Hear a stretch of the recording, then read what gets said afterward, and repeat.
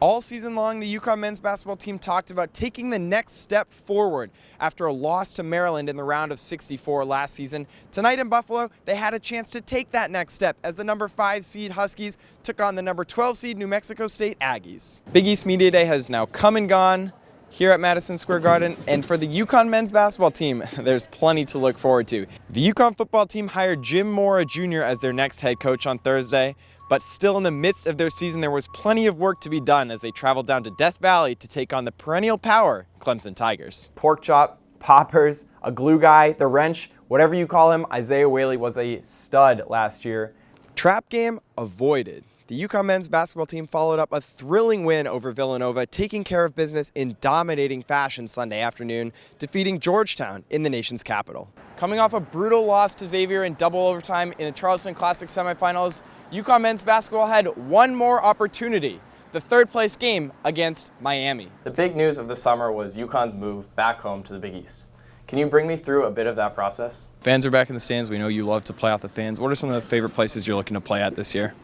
Ryan, what an exciting night, one of the most anticipated matchups in recent years, especially because of the history that these two teams have. The last time UConn and Notre Dame played, it was down in South Bend, Indiana, and you were there. Can you give me your best impression of Coach Hurley, or one sort of catchphrase that he says all the time?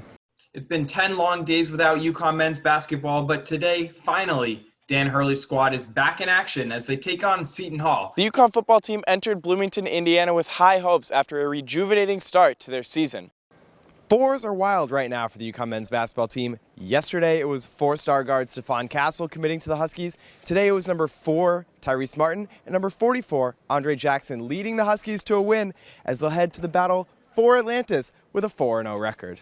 Chris Shaw was in the middle of Giants spring training, and Sal Frelick was 15 games into his sophomore season when the coronavirus halted all organized sports. Since then, the Lexington High School graduates and BC baseball products have been working out together, staying in shape for seasons that are rapidly approaching. Months ago, fans circled February 3rd on their calendars, a date when number 3 Oregon and Wooden Award-winning senior Sabrina Ionescu would come to Storrs to take on the number 4 Huskies. While just one spot in the rankings separated the two Final Four teams from a year ago, the Ducks were head and shoulders above the Huskies. Oregon came out of the gates with an all-out blitz, showing no signs of nerves in front of a sold-out Gamble crowd. Their high-octane offense was as impressive as advertised. They came in here and did something that very few people, have been able to do, and physically we couldn't match up with them tonight. The second quarter was much of the same. In fact, the Ducks put up another 22. They moved the ball with ease through a porous UConn defense, tallying 14 assists on 19 made shots. Ruthie Hebard scored 15 in the first half alone. UConn hit some threes, but they didn't help cut into the deficit as Oregon led 44-31 at the half. Try as they might, UConn just couldn't climb back into the game. The experienced Ducks clamped their beaks and didn't let UConn any closer than 12. Oregon outscored UConn 44-14 in the paint and ran away with it 74-56. While Sabrina Ionescu didn't get her patented triple-double, she had a mighty Duck impact on a game that meant a whole lot to her. Just being able to walk into this arena, and we all were starstruck. I mean, just looking at the walls and looking at the banners and the trophies. And so it's awesome, and obviously it's where we're trying to get our program and continuing to try and model after them. So it's huge for us to be able to come here and do what we did. This game meant a lot for women's college basketball. Two premier teams facing off in the basketball capital of the world. But for Oregon head coach Kelly Graves, the win was extra special. Well, it means a lot. Yeah, I mean, this is, hallowed ground kind of, so to speak. They've been so good for so long. So, yeah, it means a great deal. This is one personally I'll remember for a long time. I mean, who doesn't look up to Gino? The loss was UConn's worst ever here inside Gamble Pavilion and their first double-digit loss on this court since 1999. The Huskies will have the week to prepare for Memphis, which visits Gamble on Friday night, before the Huskies head out to South Carolina for an absolute doozy against the number 1 team in the nation a week from today. From Gamble Pavilion, I'm Noam, UCTV Sports.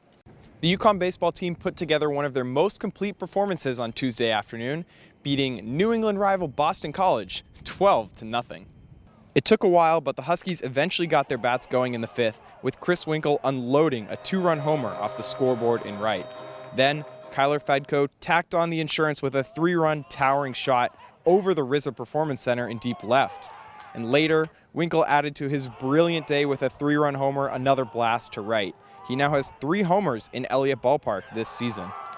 Happy for him. He's such a good kid and works so hard. He leads wherever he is, whether he's on the bench, in the classroom, in the community, or on the diamond. He's always a leader. So I think everybody roots really hard for him, and it was good to see him get a game ball today. That offense was more than enough as the pitching was solid all day long. A starting effort from Pat Gallagher was supplemented by solid appearances from the bullpen as the Huskies cruised to a win over the Eagles. The win will be a resume booster for the Hook C, a quality win over an ACC opponent with potential first-round picks in Cody Morissette and Sal Frelick. As for the Huskies, they'll return right here to Elliott Ballpark on Friday, continuing their extended homestand against UMass. From Elliott Ballpark, I'm Noam Watt, UCTV Sports. Fall is here, winter is coming, and that means one thing. UConn basketball season is rapidly approaching. Today, the men kicked off official practice in year 4 of the Dan Hurley era and year 2 back in the Big East. So, what does Hurley see as this team's biggest strength? I think this is like a really deep team. I mean, you feel like there's 10 guys that are vying for, anything from potentially a starting role to, almost anywhere from, 6 through 10 off the bench. Now, the players have been on campus for months, having grueling workouts up until this point, but today was the first actual official practice. Now, Adama Sanogo's sophomore season is ready to step up. Can't wait for the season, We don't have we have a short time, so we gotta go get it every day. We gotta go get it every day. He looks so good right now. I mean, he's been our best player. He's usually our best player, and I don't. He's going to see a lot of help. He's going to see a lot of double teams. He's got to work really, really hard on his ability to pass the ball out. But that's a man on a mission right there. Now, other big man Isaiah Whaley returned back to Storrs for his 5th year with an added year of eligibility due to COVID. He sees this team's calling card in one area. Toughness and defense, that's going to always be the UConn way. That's always been the UConn way since forever. It's always been toughness and defense, and that's going to be our identity. The Huskies will take the floor for first night just behind this wall inside Gamble Pavilion on October 15th. As for now, I'm Noam Watt reporting from the Worth Family Practice Center, UCTV Sports. He leads the team with 54 straight games played, a steady figure at the guard position, ready to take a big leap in his junior year. Today on UConn men's basketball player breakdowns, we'll take a look at Jalen Gaffney. I'm Noam Watt, and today let's discuss the guard from Columbus, New Jersey, a former 4-star recruit who was in the same recruiting class as now NBA player James Bouknight. Gaffney is a true collegiate point guard. He facilitates the offense with a calming style of play. He can shoot the ball from deep, but is not ball dominant by any means. I really think Gaffney is ready to burst onto the scene this coming season. He's shown flashes of his ability to finish at the rim, but hasn't fully shown off his athleticism just yet. I'd like to see Gaffney attack the hoop more this season. He's a skilled finisher when he gets there, and he was an above-average free throw shooter at 82% last year, so the more he attacks the rim, the more chances he'll have at that charity stripe. One part of Gaffney's game that has always stood out to me is his ability to create shots in late clock situations. Now we're talking end of shot clock, end of half, time and time again, he's bailed out the offense with circus shots, crafty finishes right as that buzzer was ready to go off. This year, I really expect and hope for him to look for his offense more in early clock situations and have that be more of a focal point of his game. Last season, he averaged just 4.5 shot attempts per game. Really not a lot for a guard. This year, I'd expect that number to climb to 6 to 7 per game, including 2 to 3 three-point attempts. He's really a capable shooter from deep at 36% last season, and with more repetition, that number should go up. His best game as a sophomore came against Seton Hall when he dropped 20 points in just 25 minutes. He hit a pair of threes, but a sizable chunk of his points came from that free throw line where he shot 8 of 9. With James Bouknight gone to the NBA, there's plenty of room for Jalen Gaffney to step up and really play a major role this year. His 1.6 assist-to-turnover ratio is solid, and if he can continue to take care of the basketball and be that reliable presence on offense, he'll have plenty of room to shine this year. Next up on men's basketball player breakdowns, I'll be taking a look at a big guy who's coming back at full health from injury, a cook.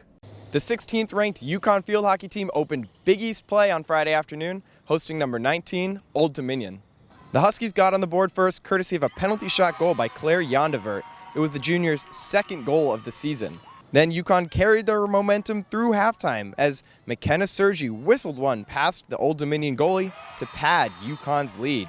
The pair of goals were more than enough for UConn goalie Cheyenne Sprecher, who stopped multiple chances en route to her second shutout of the season.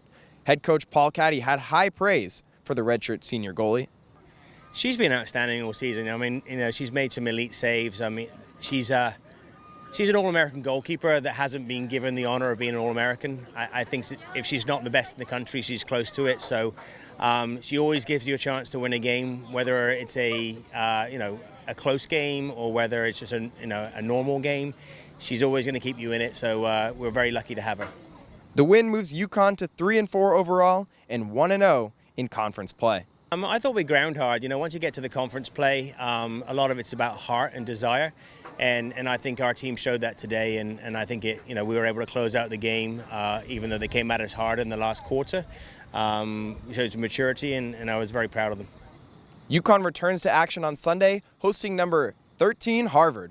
From the George J. Sherman Family Sports Complex here at UConn, I'm Noam Watt, UCTV Sports.